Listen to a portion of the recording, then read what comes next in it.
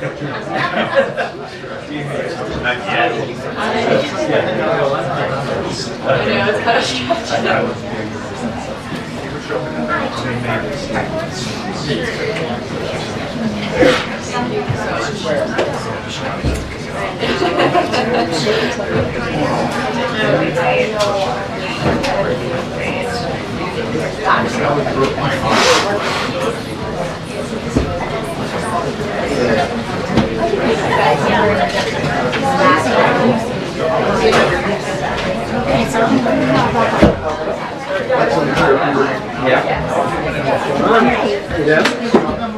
Pete, how you doing?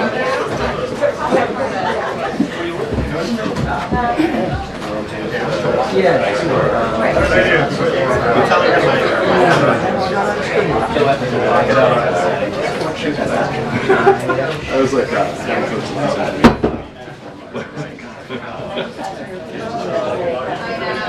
Oh, I post like once a year.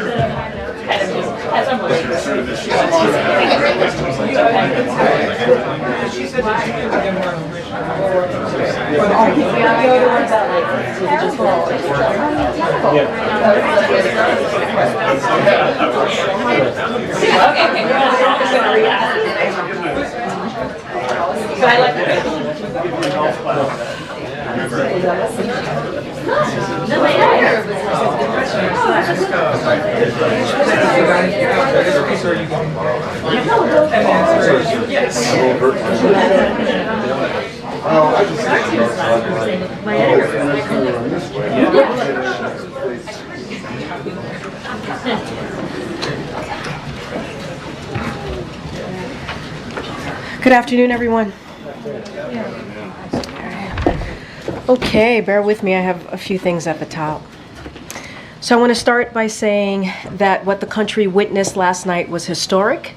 We saw the leadership we always see from Joe Biden. We saw a man who, as he has always done, put country first. Surrounded by his family, you heard the president say, "I revere this office, but I love my country more." He went on to say, "The defense of democracy is more important than any title. I draw strength and find joy in working for the American people. But this sacred task of perfecting our union is not about me. It's about you, your families, your futures. It's about we, the people. And I have decided the best way forward is to pass the torch to a new generation. That is the best way to unite our nation." This is a selfless act, something that very few politicians would ever do. President Biden will go down in history as one of the nation's greatest presidents, accomplishing more in nearly 4 years than most presidents do in 8 years. To quote him again, "I have given my heart and my soul to our nation like so many others have, and I have been blessed 1,000,000 times in return with the love and support of the American people." He made clear last night that over the next 6 months, he will be focused on doing his job as President of the United States and building on his historic results for the American people. That is his focus. And I will end by saying that I am so proud to work for this man who has served his country for more than 50 years with honor and dignity, and I look forward to continue to work with him again for ahead in the next several months. Today, the Department of Homeland Security released additional data on the impacts of the executive action President Biden announced on June 4th. Since then, encounters at the border between ports of entry have dropped more than 55%. Average daily encounters are now lower than they were at the end of the previous administration and lower than at this point back in 2019. But we know the only way to bring lasting solutions to secure the border and to begin to fix the broken immigration system is to pass the bipartisan border security agreement. Sadly, congressional Republicans have decided to put partisan politics ahead of our national security and twice voted against the bipartisan agreement and badly needed resources to hire additional border patrol agents and fentanyl detection technology at the border. In the absence of legislative action, the Biden-Harris administration has taken decisive actions to secure the border. Recently, the administration has taken action to hold criminal organizations accountable, including sanctions against different gangs and smuggling organizations that are responsible for various criminal activities. That includes human smuggling and trafficking, gender-based violence, and money laundering. We have also taken concrete steps to make our immigration system more fair and more just, and to keep families together. That is why in August, eligible spouses of U.S. citizens and their children who have lived here for 10 years or more will be able to apply for legal status while remaining in the United States with their families. We're also helping young people who have been educated in the U.S., including Dreamers and DACA recipients, receive work visas more quickly. These actions will help more young people use their talents to enrich our communities and strengthen our economy. This administration will continue taking action to secure our border and fix our broken immigration system.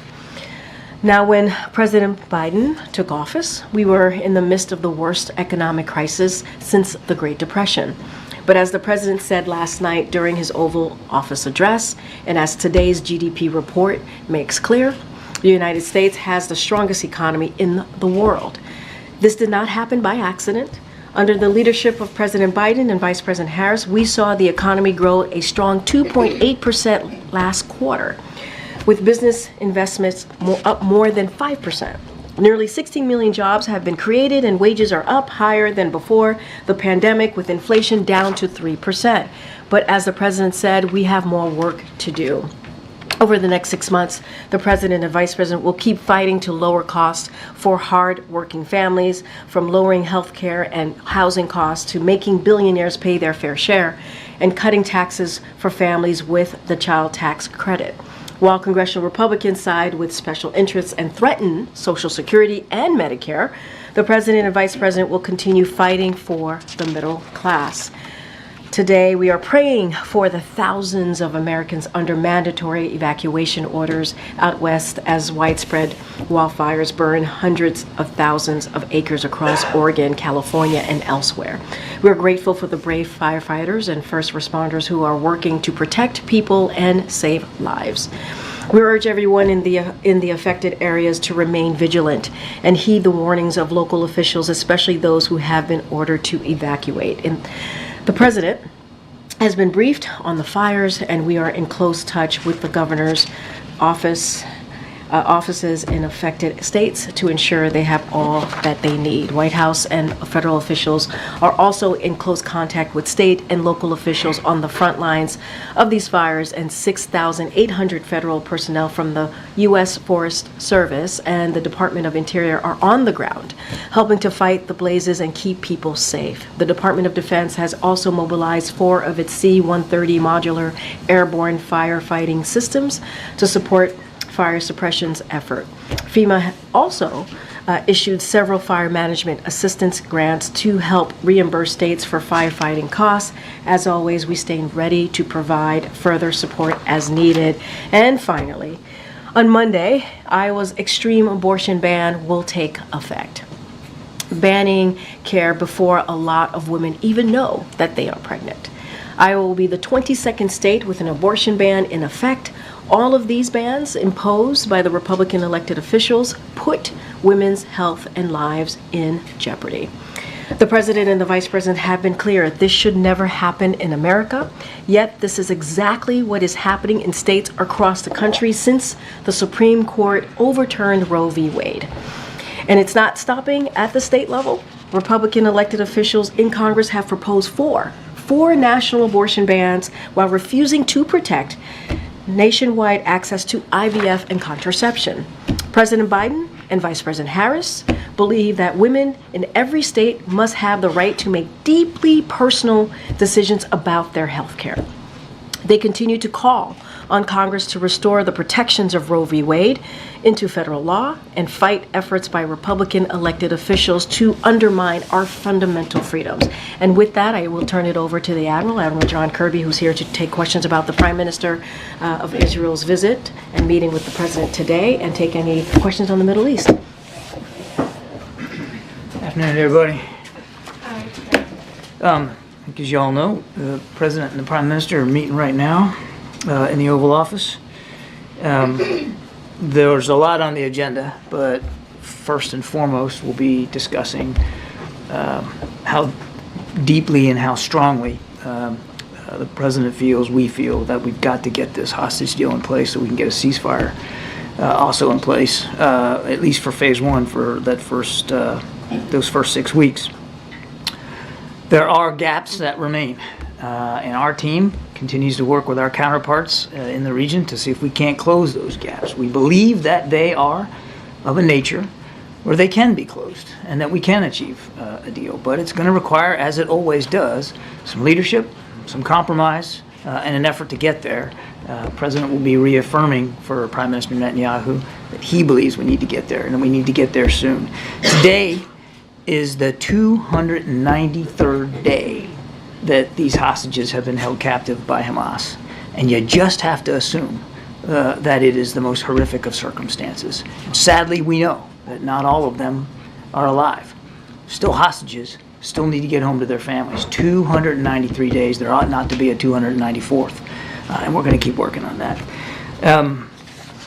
I do anticipate that the two leaders will also have a chance to talk about other substantive issues in terms of the blue line up at the north and making sure we don't see an escalation of the conflict between Israel and Lebanon, and make sure that we're providing opportunities for both Israeli and Lebanese citizens to return to their homes, as well as, of course, the critical need for stability in the West Bank. We're still seeing violence in the West Bank that the President has been absolutely steadfast calling out as unacceptable. They'll also discuss the United States' ironclad commitment, of course, to Israel's security, including countering the very serious threats that Iran and its proxy groups continue to demonstrate throughout the region. The President and the Prime Minister, of course, after their meeting today in the Oval, will have a chance to meet with families of the Americans that are being held hostage by Hamas. This will be the President's second in-person meeting with these families. But as you all know, we have kept up a regular drumbeat of interaction with them since the 7th of October. Jake Sullivan's met with them 10, 12 times, something like that. And other members of the team have also kept in touch with them to make sure that they know everything that we're doing to get their loved ones home. Just quickly before we go to questions, a quick word on Venezuela. We support the peaceful elections that we expect and hope will come on Sunday. Elections that will reflect the will and the aspirations of the Venezuelan people for a more democratic, stable, and prosperous future. Any political repression and violence is unacceptable. And of course, regardless of who wins, we encourage both candidates to commit to a peaceful outcome and to work together for the good of all Venezuelans. For that, Go ahead, Zeke. Thanks, John. First, in light of the President's meeting with Prime Minister Netanyahu right now, does the President believe that Prime Minister Netanyahu wants to get a hostage deal, that given his political consideration at home in Israel, that he's actually capable and willing to bridge those gaps that you say remain? Yes, yes, and yes. He has said so publicly himself, Zeke. He wants to get the hostages home.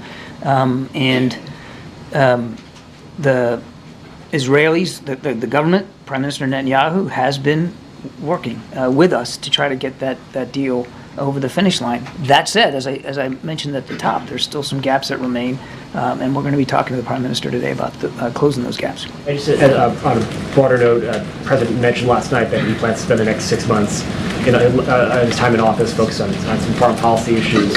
How does the President's announcement change what the White House, what the NSC has planned for the balance of the year through January 20th in terms of communications by the President, travel by the President when we get to Africa? What were the to-do list of things that maybe had been planned for the second term that he now has less than 6 months to get done? Well, look, now that he's not running for re-election, certainly you can expect that there'll be opportunities on the calendar that may not have been before, and so we're all exploring what those opportunities can look like in terms of advancing his foreign policy agenda and national security opportunities here and around the world. But I don't have anything on the schedule to speak to now. But I mean, stay tuned. I think there'll be some opportunities that the President is going to want to explore. Look, I mean, still got a war in Ukraine, still got a war in Gaza, still got climate change to deal with. Still got a very restless Indo-Pacific. I mean, I could go on and on. There's plenty of things for the national security team to try to continue to get done.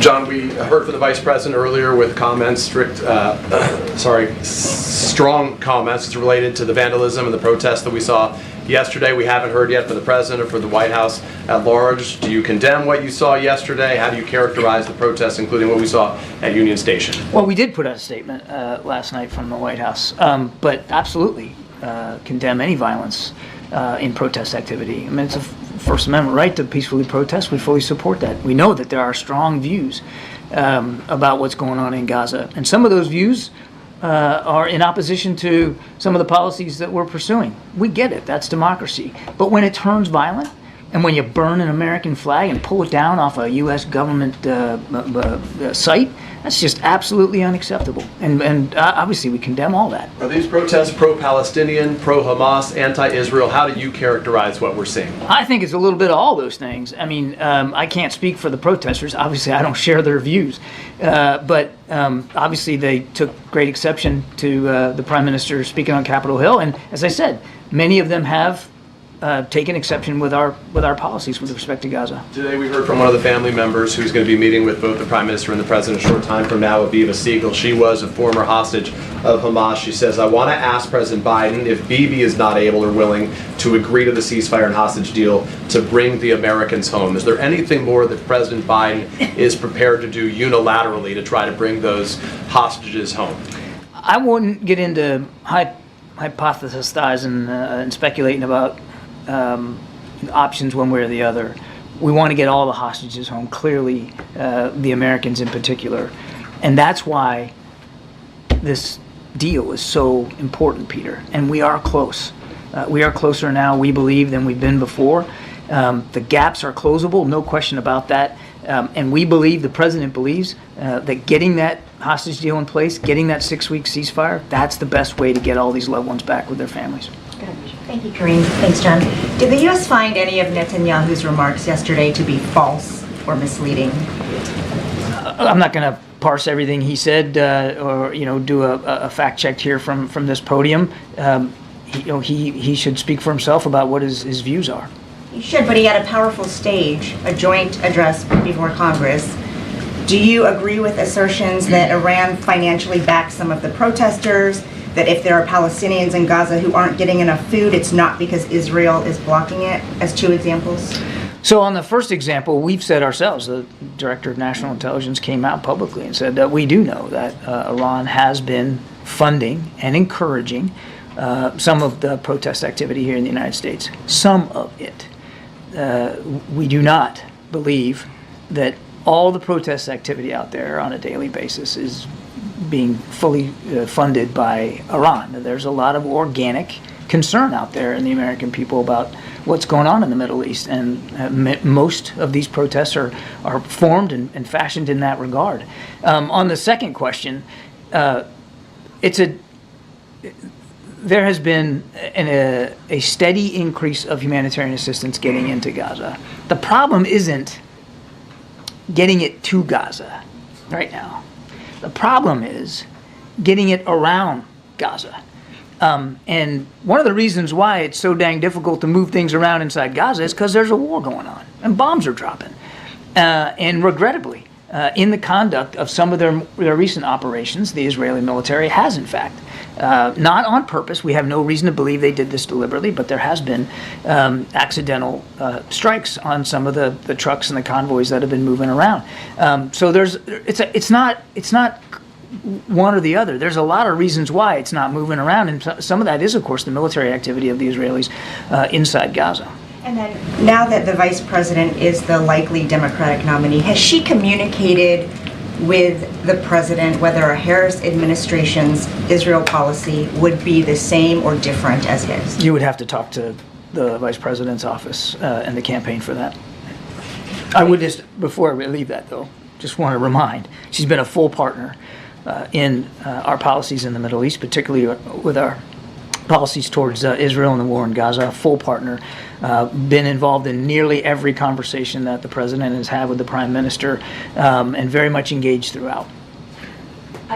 Okay, before I get to my questions, can I just a quick follow-up on that? Can you explain to the American people who might think it just looks odd that she is having her own private meeting with the Prime Minister separate from the President's that suggests that they aren't speaking with one voice. I reckon if she was here, she'd be in the room right now, but she's not physically here. There's nothing unusual about that. And Vice President has, and I fully expect over the next 6 months will continue to have meetings of her own with foreign leaders. She's met privately with President Zelensky as well and others.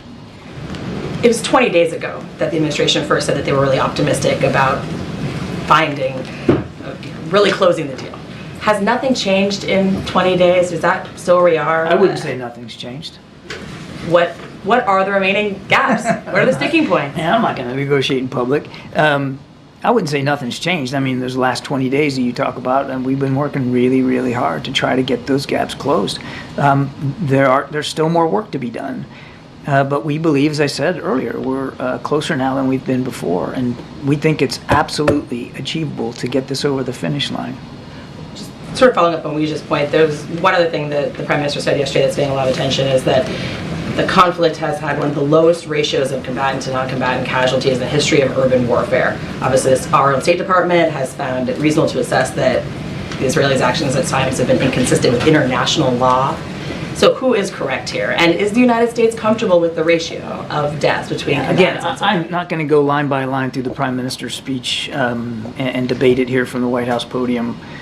He should speak for his comments. He should speak for his views. What I can do is speak for ours. And the right number of civilian casualties is 0. And there has been too many civilian casualties in this fighting in Gaza. And as I just indicated in my previous answer, there continue to be civilian casualties in this war in Gaza. There continues to be desperate need for food, water, medicine, because it's a combat zone in many places. And we need to bring the war to an end. And one of the principal things that the president's going to talk to the Prime Minister about today is how we get there. How do we end this war?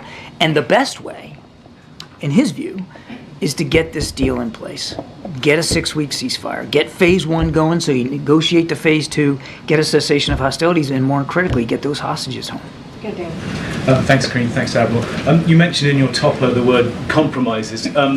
Does the President believe that, specifically, that Prime Minister Netanyahu needs to make compromises to achieve a ceasefire deal? And it's not just Hamas. And also, what are those compromises that Netanyahu would have to make, if so? Both sides have to make compromises, and because we still have gaps that haven't been closed, I think you can surmise from that there are still compromises that need to be made. The Israelis already have made many compromises to get us to this point. Hamas, through their interlocutors, have made compromises to get us to this point, and yet we're still not there. So there's still a need for compromise. And will the President be saying to Prime Minister Netanyahu, you need to make compromises? Well, we're going to do a readout, and we'll tell you how the meeting went after it's over. But as I said in the opening statement, this will be a prime topic of discussion, that it's time now to get these compromises in place. It's time now to get the negotiation in place and get the hostages home. It's time to end the war. Thank you. How does the administration reconcile the comments that the president has made about the fact that Hamas has been decimated, its military objectives achieved, as he said some weeks ago, and the fact that we heard the prime minister again reiterate that he wants total victory? How do you all reconcile those two visions? I don't think they need to be reconciled. I think both things can be true. We do believe that from a military perspective, Hamas has been very, very badly beaten and denigrated. No question about that. Doesn't mean they've been eliminated. They still have leadership in place. They still can direct operations. They still have fighters at their beck and call, and we're seeing that every day. And we also still believe that they need to be defeated, that the threat to Israel needs to be eliminated from Hamas, and that whatever the post-war situation looks like, it can't end with Hamas being in control over Gaza. So I don't think that the two things are necessarily irreconcilable or at odds with one another. Thank you. Two questions. To what extent the war in Gaza has impacted the President's ambitious project IMEC corridor, and is I-2U2 being discussed today in the bilateral meeting? For the IMET corridor? I think it's too soon to know whether there's going to be a big impact on that. The president's absolutely still committed to it. We've still got the teams pulling together and working on that. It's got great promise for infrastructure and investment opportunities across that whole corridor, not only just for the movement of commerce, but the jobs that it will create just in its establishment. And secondly, President's another key initiative has been Quad.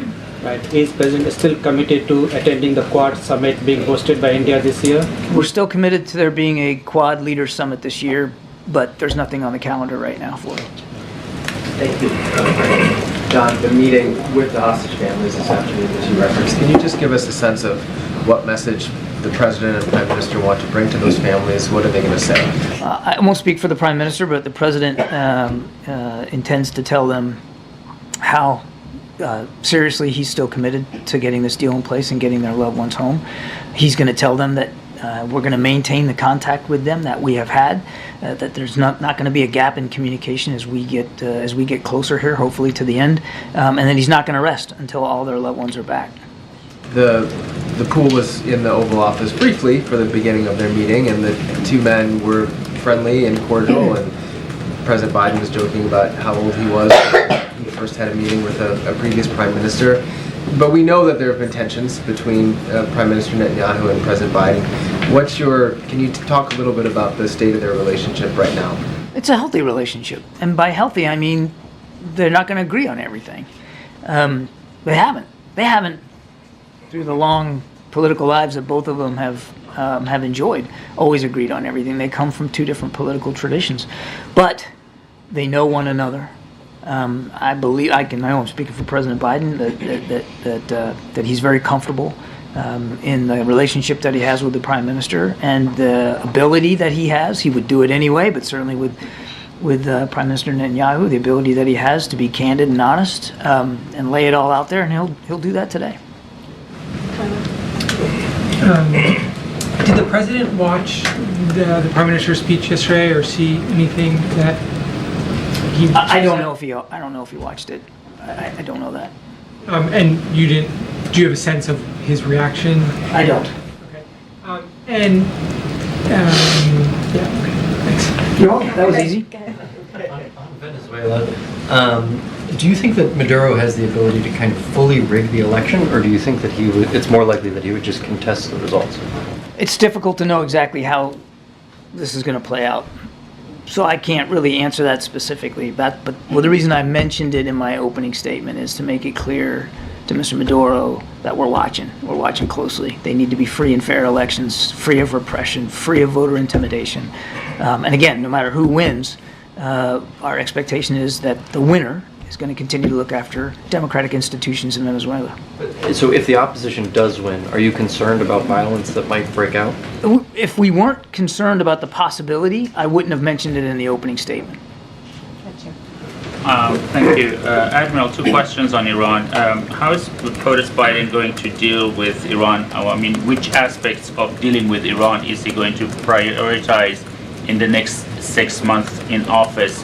And which one of them would he be recommending to be POTUS Harris if and when she gets to the White House again? And my second She's already at the White House. She's already a key partner in our foreign policy objectives. And the Commander-in-Chief. I would tell you that you're going to continue to see over the next 6 months the same focus by this administration and this team, which of course includes the Vice President, on holding Iran accountable for all their destabilizing activities, support to the Houthis, to Hezbollah, to Hamas, the merchant attacks that they're allowing the Houthis to continue to perpetrate, and that they're perpetrating themselves in the Gulf region, as well as their support to Russia and Russia's war in Ukraine. I could go on and on. We have sanctioned Iran some 600 different times just in the last 3.5 years of this administration. We'll continue to hold them accountable. That will be a steady focus for the president. Israeli Prime Minister yesterday labeled those part of the protesters as Iran's useful idiots. What is the administration's method of dealing with them? I mean, what is it? Well, first of all, that's not a phrase we would use. As I mentioned, I think, to Peter's question, we know that Iran certainly has tried to meddle here. They've tried to sow discord. They've obviously contributed to some funding of some protesters, but I think to paint everybody with that brush is unfortunate and not an accurate reflection. Most of the protest activity here in the United States is peaceful. Most of it is, by the vast majority of it, is organic. It comes from people who have real concerns, and that's what a democracy is all about. And do you agree with the with the Prime Minister's assertion that basically Israel is protecting U.S. Why is it sort of an overt criticism from leader of an ally? And what does U.S. need protection from an ally? I'm sorry, can you? Yeah. Well, he said when Israel fights Hamas, Hezbollah, Houthis, we are fighting Iran. When Israel acts to prevent Iran from developing nuclear weapons, we're not only protecting ourselves, we're protecting you. So why does the U.S. need protection from an ally? Isn't the U.S. doing enough?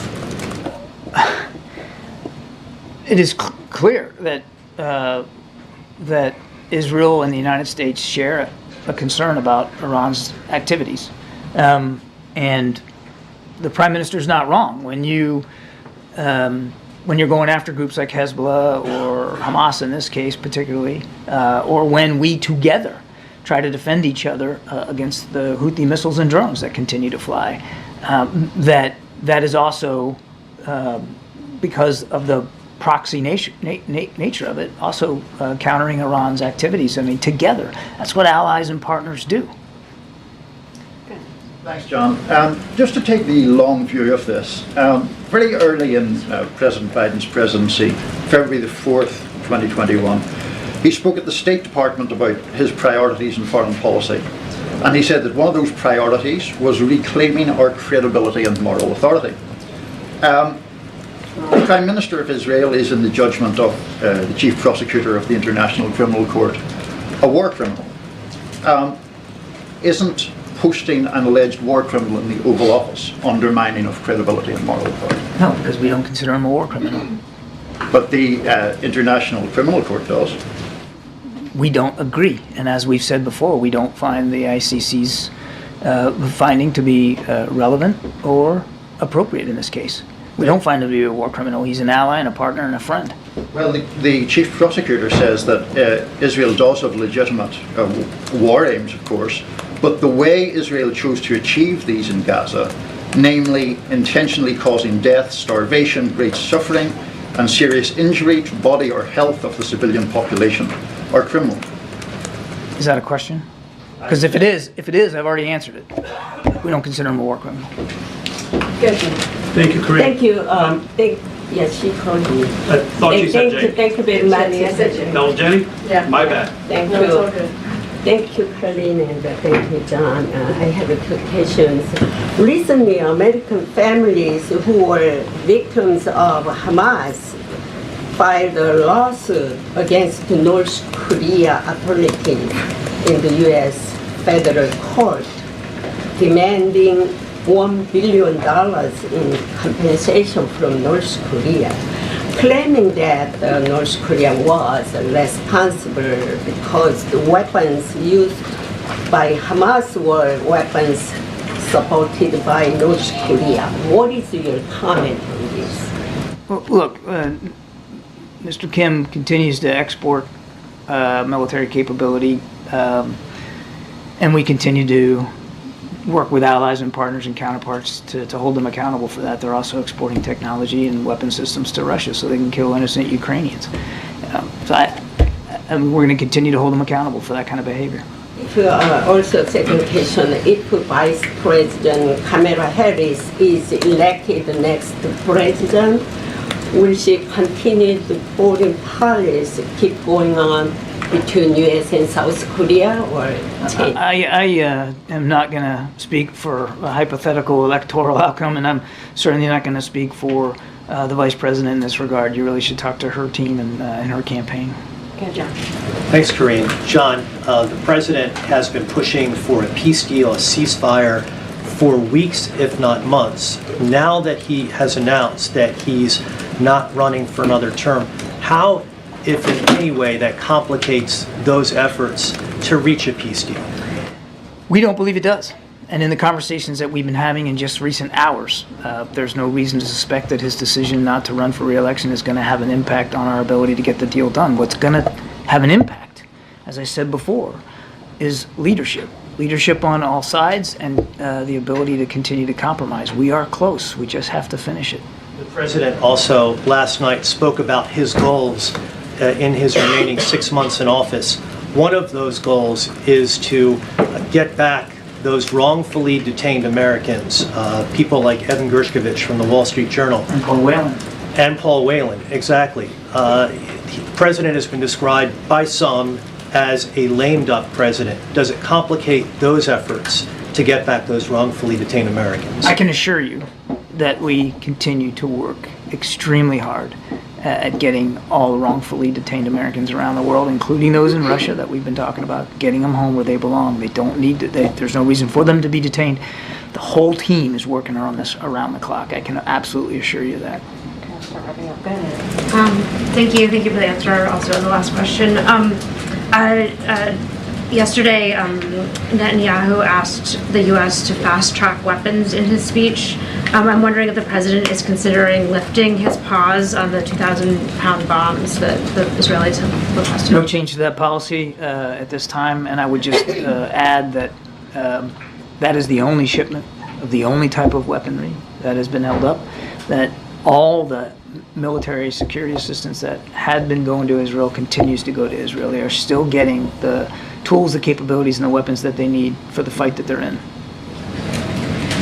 Thanks, John. Thanks, Karine. What conversations has President Biden had with Vice President Kamala Harris ahead of her meeting with the Israeli Prime Minister? I won't speak to private conversations between the president and the vice president. I wouldn't do that on any given day, and I'm certainly not going to do it starting today. The vice president, I'm sure her team will give her a readout of how the conversation between the president and the prime minister is going right now, and that will, I'm sure, inform her conversation, but I'm not going to get more detailed than that. And just second question, what additional pressure is the president willing to exert upon Netanyahu, just given that the framework, as my colleague mentioned, was just submitted about a few weeks ago and still nothing has come of that? The framework for the deal? I mean, my goodness, there's, I know we're not there yet, and I get that there's more work to be done, but think about what has happened since he laid that out on the 31st of May. We went from that framework proposal to getting the framework itself agreed to now by both sides. There's some haggling that's being done over some of the details. Some of that haggling has had positive result, and we have closed some gaps. There are still gaps that remain to be closed, as I said earlier, some details that need to be worked out. There's an awful lot of energy and effort being put into this, certainly by our team, but I'll go so far as to say by our counterparts as well. Thank you, Karine. I've got two questions, but first, can you tell me the backstory behind the nice bling you've got around your neck over there? Well, I had a chance to meet with some of the hostages' families myself back in December, and the father of one gave me this to wear, and I try to wear it as much as I can just to remember that, again, 293 days they need to be home with their families. And since they're here at the White House, and this is going to be a prime topic of conversation, I thought it was appropriate to wear it today. Does the president have one? I don't know. Okay, I've got two questions. Is it or is it not the U.S. government's position that UNRWA is complicit in terrorism? UNRWA does some things that no other agency can do on the ground in Gaza. You and I both know that.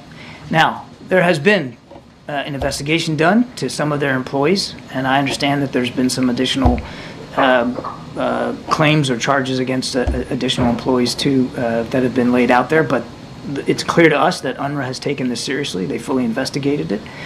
They eliminated the employment of those that they believe were involved in terrorist activities. It's absolutely unacceptable, not just to us, but it should be, and we believe it is, unacceptable to UNRWA. But UNRWA is still, and yes, I know we're not providing funding them now because of legislation, but I think it's important for people to know that there are things that can't get done without UNRWA's cooperation and support on the ground. And the government's position is that those are claims and charges, right? Claims and charges. Some of them have been verified because they did their own investigation, UNRWA did, and terminated some of those employees. So clearly, there was something to it. My second question. Hezbollah has been firing thousands of rockets. At what point does that violate the president's don't warning? We are working, as I said in my opening statement, to try to resolve the differences at and around the blue line. We haven't seen, although there has been firing back and forth across that blue line, we want to see that stop. We haven't seen it escalate into an all-out war here, and nor do we want that to happen, which is why we're working so hard diplomatically to try to find a solution. One of the things that the Prime Minister and the President will talk about today is what we need to do, what more do we need to do to stabilize the situation on the Blue Line so that families, both Lebanese and Israeli, can start to move back to their homes. All right, let's let the Admiral go. Go ahead, Jerry. You have the last question. Thank you, Karine. Good afternoon, Admiral. The progress that you cite as it relates to sort of the phase one hostage and ceasefire deal, does that signal that there has also been progress in the day after post-conflict Gaza and sort of what that government looks like? No, those are two different processes. I mean, when I'm talking about progress made and gaps that can be closed, I'm talking about the ceasefire deal itself, which, as you know, has two phases to it. Phase one gets you 6 weeks of a ceasefire and the return of the most vulnerable, but not all, but the most vulnerable of hostages. That's a separate process than what you call the day after, which is something, frankly, that Secretary Blinken's been working on since almost the day after October 7th in terms of trying to figure out with our partners on the ground, including the Israelis, but Arab partners, what does governance look like when the war is over, and how are the aspirations of the people of Gaza actually met by a governing body and a governing authority that has an interest in meeting their aspirations for peace and security. How would you characterize that process right now? It's ongoing, and still a lot of work is being done. I mean, if you want me to give it a report card, I can't do that, but I can tell you that Secretary Blinken, Jake Sullivan, the whole team is still very much dedicated to that. And John, Pope Francis reiterated this call today for an Olympic truce. Can you comment on that? Great, could you? All right. Okay. Thanks, Karine. Yes. Thank you, Admiral. I forgot to thank him. Yesterday, you were asked a couple of times about the rationale for the president's decision to tune in. One thing the president did not say was explicitly why he stepped aside. You talked about how he believed it was in the best interest of the country to step aside, but why did he believe he was going to lose to Donald Trump? Look, I think that the president actually answered this question. He did. I think the American people think he answered the question. He said, I revere this office, but I love my country more. He said, I draw strength and I enjoy in working for the American people, but this sacred task of perfecting our union is not about me. It's about you, our families, your futures. And I've decided the best way forward is to pass the torch to a new generation. That's the best way to unite our nation. He talked about unity. He talked about passing the torch. I know there is a time and a place for long years of experience in public life, but there's also a time and a place for new voices, fresh voices, yes, younger voices, and that time and place is now. That is what he said. That is why he laid out why he's passing the torch, why it's time to give it over to new, fresh voices. And he also talked about unity. And I would also refer back to his letter where he talked about also wanting to unify his party. Did the president believe that his presence in that race was divisive? I'm not going to get into more than what the president laid out. He talked about unity. He talked about bringing the party together. He talked about putting the country first. He talked about passing over the torch, bringing in new voices. I think he laid out very clearly why he decided to make this decision. And I believe the American people got it. They understood it. If it was clear, I wouldn't be asking the question, but I'll move on. I think it's clear. Okay. I do. I think the American people do. For several weeks, the White House has said, had said multiple times that the president was not going to leave the race. He ultimately did. You've also said several times that the president would not pardon or commute the sentences for his son, Hunter. I just want to make sure that that is not going to change over the next 6 months. The president's saying he would not. It's still a no. It's still a no. It will always be a no. It's still a no. It will be a no. It is a no, and I don't have anything else to add. Will he pardon his son? No. Thank you, Karine. So picking up on Zeke. Yeah, sure. For such a monumental decision, the president did address why he left the race. Well, thank you. But he left a lot of it for us to read between the lines. He did not make clear why he's leaving the race. Even in the excerpts that you bring up. Yep. He says that, the best way forward is to pass the torch to a new generation. Is he saying it's because he was too old? In another one, he said that it was for the sake of democracy. That does not answer why he thought he was in the way of democracy.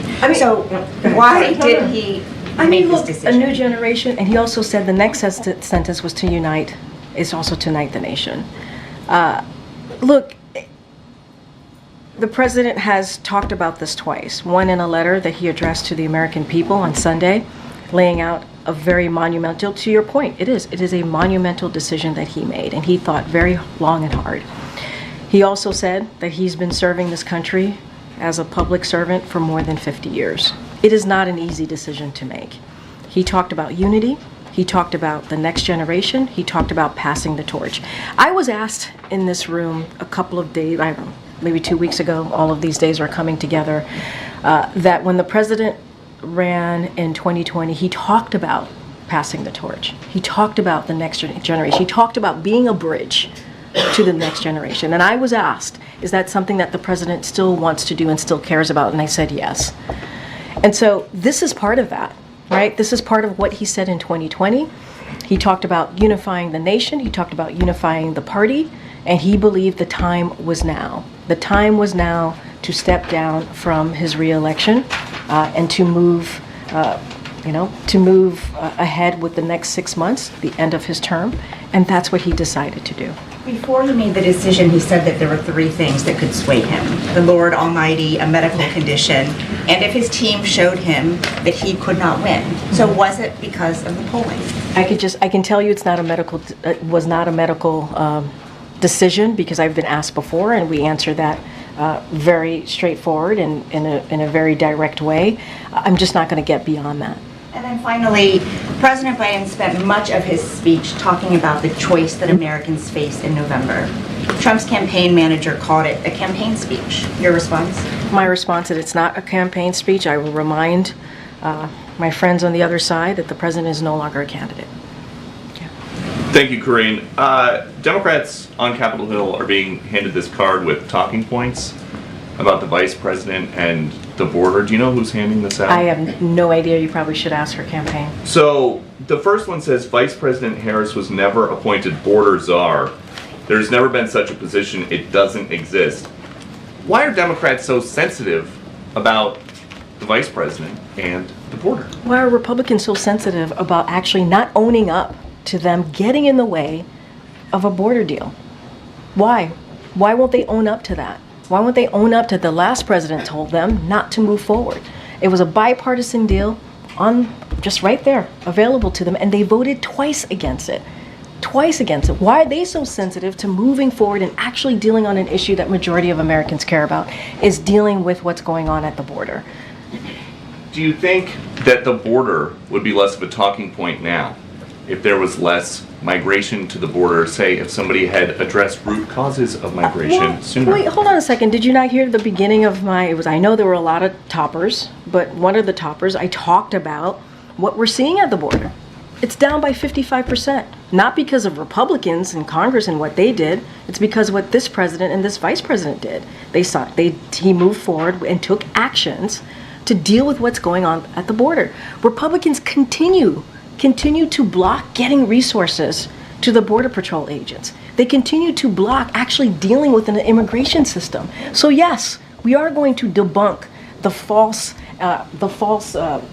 characterization of the vice president. She was not a border czar. And it's not just us. Independent fact checkers have said the same thing, that did not exist, and that is not true. And a different topic, Russia and China are teaming up in the skies near Alaska for the first time ever.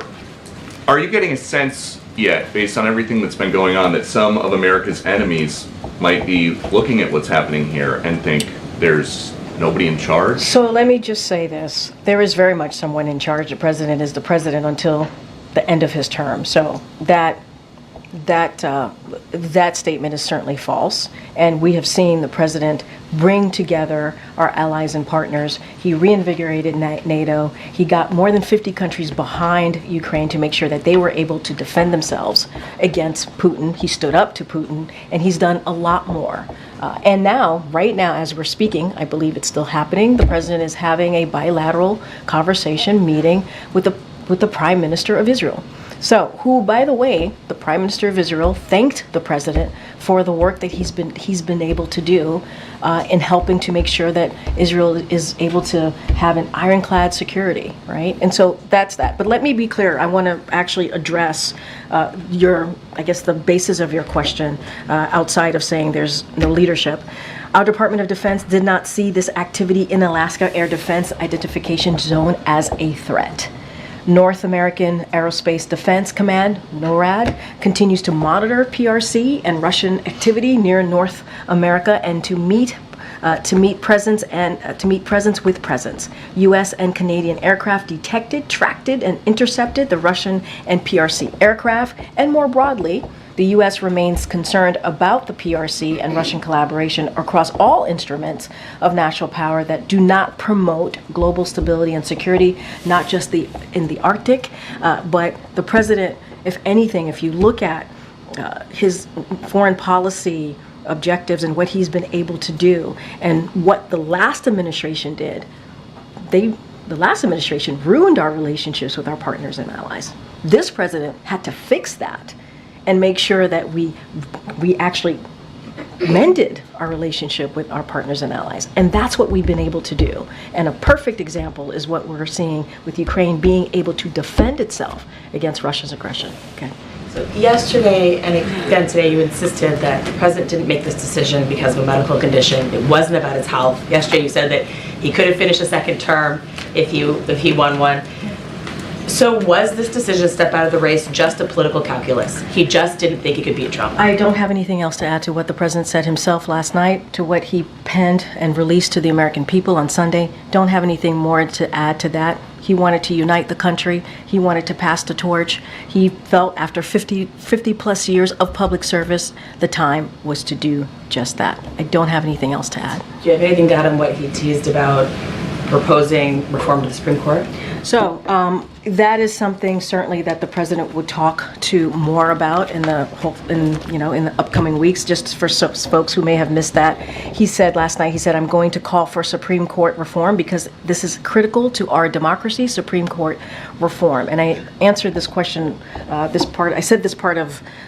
to a question yesterday. He believes if you are serving in high office, you should be held to transparency, accountability, and you should be held to a high ethics. That's what the president believes. I'm certainly not going to get ahead of the president, and he will have more to share with all of you soon. I know many of my colleagues have asked these questions, and just given the historic nature of the announcement and the decision, I think it's important to get some more transparency. You just said that the president thought long and hard about the decision to exit the race, but also yesterday you said that he made a decision on Saturday night, and prior to that, you could still think about something long and hard if he started thinking about it on Saturday night and finally made his decision on Sunday. That doesn't seem like that's your assumption. That is your assumption. Not everybody will have that same assumption or thought, right?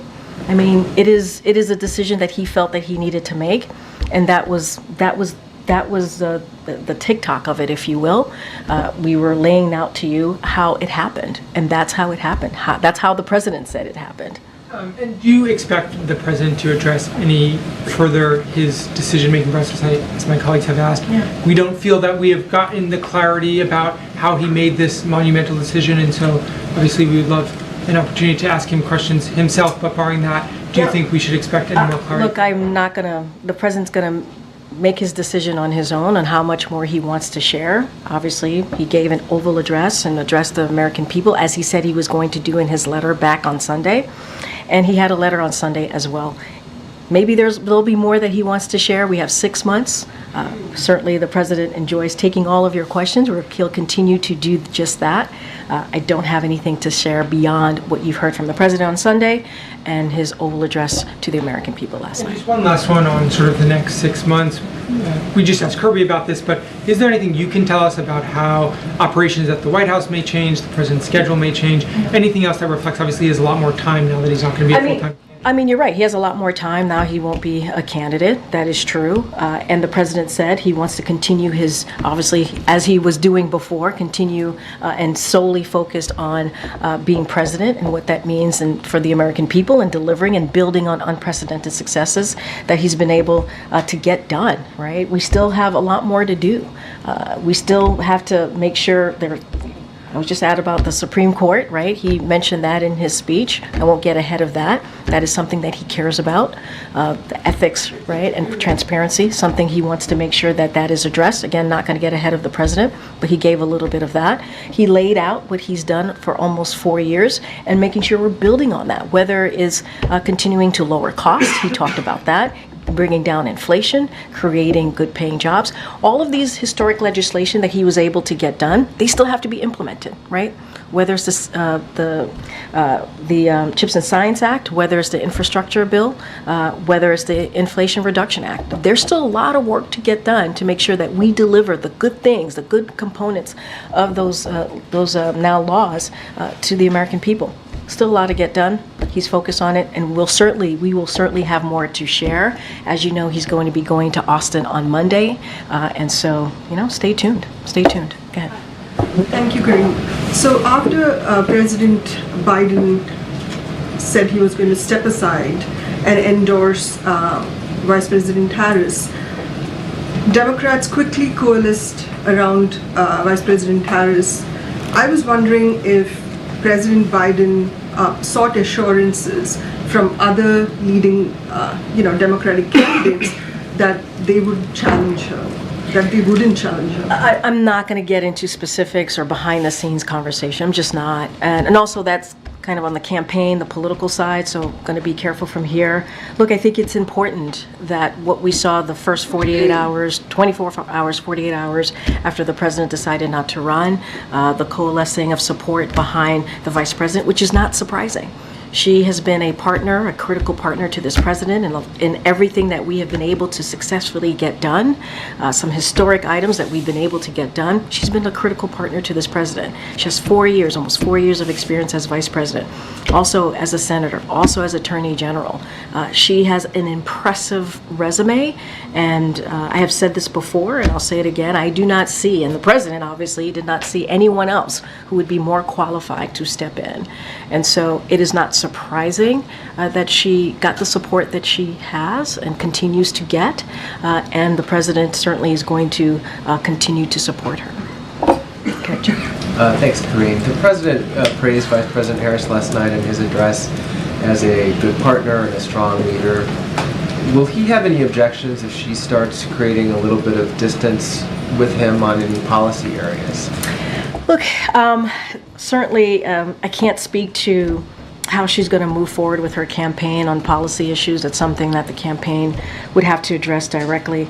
I would say, again, kind of repeating myself but saying this in a little bit different way, the last 4 years has been very successful policy-wise. They've been able to get things done. They've been able to turn around the economy. We have not to forget, we should not forget what happened when the president and the vice president stepped into their roles, right? They stepped into the presidency, the administration.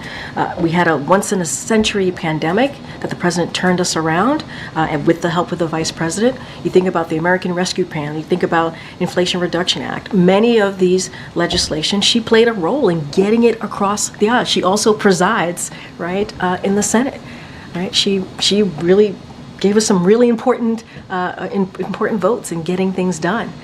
So they've been partners in this. I don't want to get into hypotheticals here about how she's going to move forward with her campaign, but you think about crime, you think about healthcare, you think about the economy, you think about immigration and the successes that we have seen in those particular areas, and that's just a few. Foreign policy, she's been a partner of that. Sure, and she'll no doubt have to run on the record that they have together, but the relationship has changed a little bit. She's not just a supportive vice president now, she's also the candidate and the candidate for the party going forward in the election. So if she decides to show a little bit more of her own views on Gaza, for example, is the president okay with that?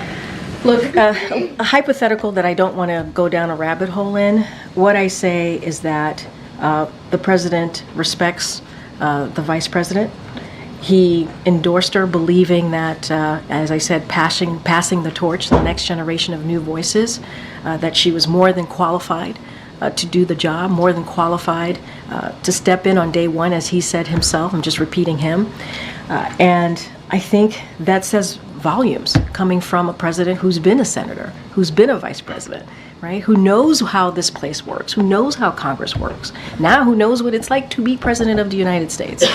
I think that is, I think coming from this president says a lot. I don't want to get into hypotheticals here. They are pretty much have been hand in glove, if you will, these past 4 years on getting things done on the different policy issues, and I suspect that will continue.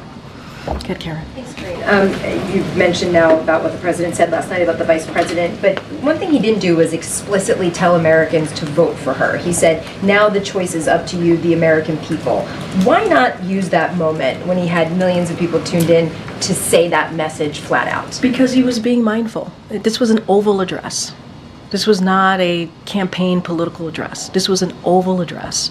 And he thought it was important, he said it, he started off his remarks talking about being at the Resolute desk, talked about the space and the portraits that were in the room, the busts that were in the room, the importance, the heavy weight of that office. And he believed this was a monumental decision, as many of you have reminded me today, that he made. And he wanted to take that opportunity to talk through what he's been able to deliver, to talk about what it meant for him to be president, an honor of a lifetime, and to lay out what this next 6 months is going to be. And so that's what he wanted to focus on. There will be plenty of times for him to go out on the campaign trail and talk about choices and talk about what's at stake. I'm going to be very careful here, but there will be plenty of time to do that. He didn't feel like that was the time to do that was last night. And can you tell us a little bit about after the speech? We know from some social media posts, we could hear it here that the president walked out to the Rose Garden and several hundred staff were out there. But what was that like? What did you do afterwards? Private time with family? Just tell us how his mood was after. Look, it was a beautiful, beautiful moment. The president went to the Rose Garden. There were hundreds of staff cheering him on. Very proud to have been part of this administration, many of us since the beginning of this administration, almost 4 years. And he also wanted to appreciate the staff. He knows how hard it's been, not just the past 3.5 years, but certainly the past couple of weeks. And so I think it was a very special moment, very proudful moment for the staff here. I was there out in the Rose Garden, got to listen to him speak off the cuff and say thank you. And talk about, the work that we have been able to get done, the historic amount of work that we've been able to get done, and what's ahead the next 6 months. So yes, there were hundreds of staff here in the Rose Garden. Some of us, I was able to be in the Oval and watch the president deliver the remarks. Many of the staffers were able to watch together here at the White House in the residence, and afterwards we all came together and cheered on the president and thanked him. And so I think, and he was able to thank us and appreciate us as well. Go ahead, John. Just following up on that, Karine, what's the mood of the staff right now? I think I'm sorry. No, it's all right. I'm just curious. Is there melancholy? What's the exact mood right now? I think it's a little bit of what I just said to Karen. I think there's a lot of pride in the work that we've been able to get done under this leadership of this president. I think that there's a lot of understanding. There's a lot more work to be done in the next 6 months. We're energized. And look, I'm going to be very honest. It's been hard. It's been very hard. When you do these jobs, you believe in the work ahead. You believe in the leadership of the person that you're working for. This person being Joe Biden, and so it has been a tough couple of weeks, but we are so full of pride of what we've been able to get done, and now there's 6 months left. I noticed, and maybe I misread it, but when you had your prepared remarks at the very top, it seemed as if you got a little emotional, talking a little bit of, no, I missed that. Let's read that. No, it is, I've said it. It's an emotional moment for everyone, including me. It's an emotional moment. This is, you do these jobs. They don't pay all that well, as you know. You guys have tough jobs as well, and it takes you away from your family. You don't sleep as much. They are, 24/7 jobs for sure, and you do it because you believe in the work. Whichever side of the aisle you're in, right? I would hope and think that people who do these jobs believe that you're going to make people's lives better, right? Or you're very much connected to the issues that you're working on. I think that's important. So yes, it's emotional. It's emotional. Okay. Thank you. What would President say to those who have increased the attack on Vice President based on the color of the skin, the gender, even using terms like lunatics? So look, there's something I do want to say about that. When you have the Speaker of the House, obviously he's a Republican, and this is something that you all have reported, set up a meeting to tell Republican leaders to stop being racist, to stop being misogynist, to stop being sexist. I think that says a lot, that they have to be told to not do that. But more broadly, I think it's desperate. I think it's disgusting, and I think it's a dog whistle. And we should not forget that she is the Vice President of the United States. She's the Vice President of the United States. She should get that respect. She's been doing this job with the president for almost 4 years. She's a former senator and has been a critical partner in getting the economy restarted, in making sure that that we deal with the pandemic. And to hear that is frankly disgusting. I have one more question to follow up on the proper about the legal. Say that last part. I have one more question to follow up basically on what you said about the legal immigration system at the top of your remarks. Yeah. There are around 200,000 American kids who came to this country at the age of maybe 6 months, 2 years, but they all facing deportation as they age out at 21 years of age. Around 40 senators and congressmen wrote a letter to the administration that coming out with some legal mechanism so that they can stay in this country. That many of them are doing quite well. What would the president be doing for them? I mean, look, I certainly we don't have any policy announcements to make at this time. But again, I talked about the bipartisan agreement that came together from the Senate, where we negotiated a process to help the so-called documented dreamers. And sadly, Republicans, and I've said this many times already at this podium today, which is that they voted it down twice. They voted it down twice. And as I said at the top, we are going to provide protection to more than 500,000 people and keep families together in the U.S. That is something that the president announced back in June, and that is something that we're going to continue to do. Look, the way to deal with a broken immigration system is to get legislative process done and move forward. We started that. Republicans voted it down twice. We had a bipartisan option. That would have been the toughest and the fairest way to move forward in dealing with the immigration system, something we hadn't seen in years, and they voted it down twice. And so that is how we're going to move forward, is making sure Congress gets the work done that they need to. I think I have to, right? Get it. Thanks, great. Two topics, the economy first, if I could. Sure. There's a new CNN poll out that says 39% of adults worry most of the time or all of the time that their income will not be enough to meet expenses. Prices are up 19% since President Biden and Kamala Harris, the Vice President, came into office. How long do Americans have to wait till this worry goes away? So look, too many families are still struggling to make ends meet. That is something that the president understands, and that is why he works every single day to make sure that we address these issues for hardworking Americans. I talked about the historic accomplishments that this president has done. You think about the Inflation Reduction Act, which only Democrats voted for. Insulin is now capped at $35 a month for seniors. The president wants to see that go more broadly. This goes into the question that I was asked, what else does he want to do? Continue to lower costs, right? You think about what he's been able to do to get housing assistance for Americans who are having a hard time with rent, with getting a house. And so he has taken actions to deal with that issues that Americans have. We get it. We get it. Over the next 6 months, that's what we want to continue to focus on as well. And we know that Americans, again, are having a difficult time. But our stance and how we see this country is very clear. Republicans want to give a tax break to corporations, a big tax giveaway to corporations and billionaires. They want to actually go after Social Security and Medicare. That's not what we believe. That's not what we want to do. We want to protect those important programs that Americans need. So if I could, the other topic. Last night, the president kept with the theme of saving democracy, alluding to the fact that maybe former President Trump is a threat to democracy. The vice president is using the same language.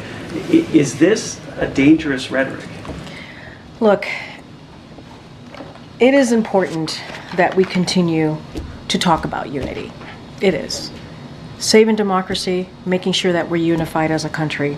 And he called on the country to come together. That is something that is a theme that he's talked about since 2019. Since 2019. Nothing new here. And I'll quote, "Keep calling out hate and extremism. Make it clear there is no place in America for political violence." That's something that the president said last night. Or any violence, ever. Period. "I'm going to keep speaking out to protect our kids and gun violence." This is something that the president truly believes in. But bringing the country together is a big part of that. Is actually the theme. Unity is the theme that you heard from his remarks last night. Go ahead, Jenny. But he still talks about a threat to democracy. I mean, there are now 3 public attempts that were, or threats to the former president that we know of. Yep. Iran being one of them, the shooter the other night. So how many threats are enough to lower the temperature? The president has called on lowering the temperature. But here's the thing, Ed. It takes on all of us to lower the temperature. All of us. I hope you can read between the lines of what I mean by all of us. It takes all of us to take that action and to lower the temperature. And I think when you have a president that uses the Oval Address to talk about unity, not just once, he did it right after, sadly, right after the former president, the attempted assassination on the former president, talked about lowering the temperature then, and also talked about really denouncing, condemning political violence and how it has no place in this nation. He talked about, used the Oval Office to do just that. And we've been condemning political violence for some time. Go ahead, Jenny. Passing the torch obviously was the central theme yesterday of the Many address. themes. Okay, one of the central themes. And you just mentioned his commitment in 2020 to run as a bridge candidate. 2 weeks ago at the NATO press conference, he was asked exactly that and what changed, why he's not doing this anymore. He said, "What changed was the gravity of the situation I inherited in terms of the economy, of foreign policy, and domestic division. Obviously, since the presser, none of these factors have changed." So I think it's a fair question for all of us to ask you, if you can help us understand Here's the thing. It his is shift in thinking. No, sorry. Go ahead. No, sorry. Go ahead, Jenny. Made Go ahead, him sorry. arrive at this conclusion that passing the torch now is the right time. And it is a fair question to ask. I don't have anything else to add to what the president said. I'm not going to get ahead of this president. I'm just not. He put out a letter, and he said what he wanted to say about the situation last night. I'm not going to get ahead of it. I'm not saying it's not a fair question to ask. I do not have anything more to add than what the president said. Yes, he talked about passing the torch. He talked about unity. He talked about bringing the country together. That is what he wanted to share to the American people. If there is more to say, I will leave that to him to say that. I don't have anything else to add. Quick thing, obviously Kirby just teased that there might be opportunities for trips or legacy engagements in the next 6 months. Is there anything you have talked to him about, something that he wants to do before he leaves office? I think he's still thinking through it. You know, I think that it's going to be a process. We have a lot of things that we want to get done domestically in foreign policy space. NSC's thinking through it, the president's thinking through it, and when we have more to share, we certainly will share that with all of you. Thanks, everybody. Thanks, All right, bye.